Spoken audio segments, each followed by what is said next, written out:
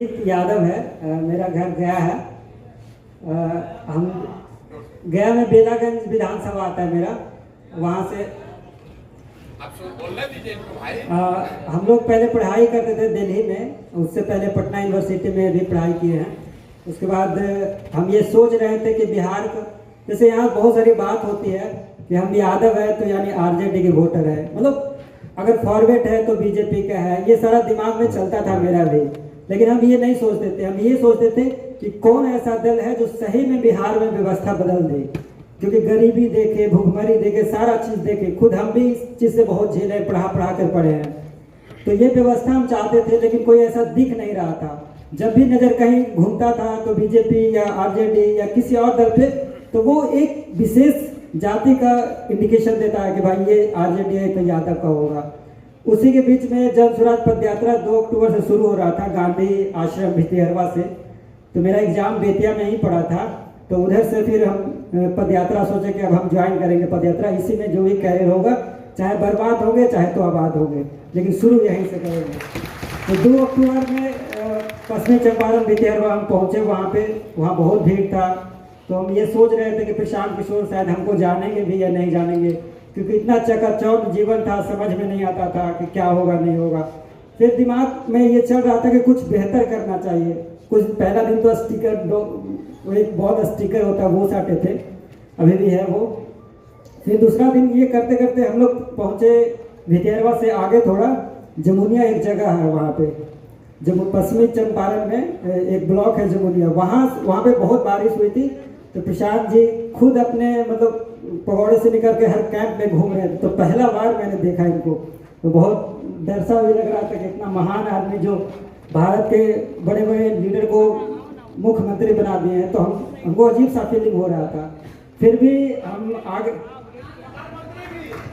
प्रधानमंत्री तो वो तो आप जानते ही हैं, मुख्यमंत्री। चलिए, तो फिर वहाँ से शुरू किए। हम सोचे कि सोशल मीडिया पर थोड़ा बहुत नहीं जानते थे, लेकिन चाहते कि अगर हम जाने, मतलब हमको ये करना है तो हमको सीखना पड़ेगा। वहाँ से 2 अक्टूबर का पद यात्रा हुआ, तो 5 अक्टूबर से मैंने एक चैनल बनाया जिसका नाम है जन पंचायत टीवी। आप ये भी फॉलो कर लीजिएगा, देखिएगा। वहाँ से शुरू करने के बाद एक लड़का है वर्गेश जी प्रशांत जी सबको परिचय करवाए, बताए कि लड़का अच्छा है, चैनल अच्छा चलाया। तो प्रशांत जी खुद अपने बोले कि दिखाओ हमको, तो दिखाए। तो हमसे ये नहीं पूछे, हमको ये डर लग रहा था कि प्रशांत जी कहीं ये ना कहने लगे कि तुम चैनल क्यों चला रहे हो। इन्होंने जस्ट उनका उल्टा बोला कि तुमको और क्या दे, क्या मदद करेंगे तुम बेहतर करो। तो हमने इनसे यही कहा कि सबसे ज़्यादा ज़रूरत तो अभी हमको इंटरनेट का है, क्योंकि मेरे पास पैसा नहीं था। तो इन्होंने इंटरनेट के साथ साथ 2 लैपटॉप, ट्राइपॉड, सारा व्यवस्था हमको दिए। और फिर आगे चल के 20 दिन के बाद मेरा चैनल मोनेटाइज हुआ।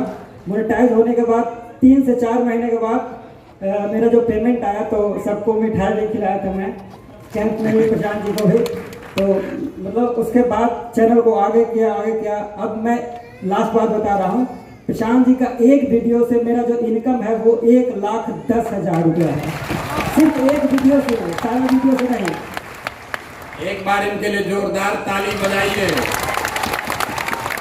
साथियों, ये साधारण बात नहीं है। ये लड़का जब मिला था, मैं इनको जानता नहीं हूँ, मेरा इनसे परिचय नहीं। हमको खुद नहीं पता है कि YouTube से ये काम इस तरह का चीज किया जा सकता है। 10 दिन तक तो लोगों ने इनको कोई भाव ही नहीं दिया। हम लोग को भी लगा क्या होगा, लेकिन इस लड़के ने 2-3 महीना इतनी मेहनत की है, कुछ नहीं, जो कैंप में हुआ है उसका वीडियो बनाकर अपना YouTube पर डाला। और जन पंचायत टीवी इतना बड़ा बना लिया कि उस समय हम लोग एक जन स्वराज टीवी बनाए थे, इन्होंने जन स्वराज टीवी से भी ज्यादा अपना बड़ा बना लिया, जन पंचायत टीवी। और अभी आजकल बहुत रुपया ज्यादा कमा रहे हैं। और ये सबसे बड़ी जन स्वराज की इस अभियान की उपलब्धि, इसलिए इनको स्टेज पर खड़ा किया है कि आपसे वोट तो बहुत आदमी ले सकता है, आपसे अपने सोशल मीडिया का प्रचार बहुत लोग करा सकते हैं, लेकिन इनका जीवन बदल। उसके बाद इनका शादी भी हो गया है। अभी शादी हो गया तो कैंप में बहुत दिन तक आना जाना कम कर दिए थे, तो फिर इनकम कम हो गया उसमें, टीवी में, तब फिर पूरी ताकत से उसमें लग गए। इनको आपके सामने क्यों खड़ा किया है?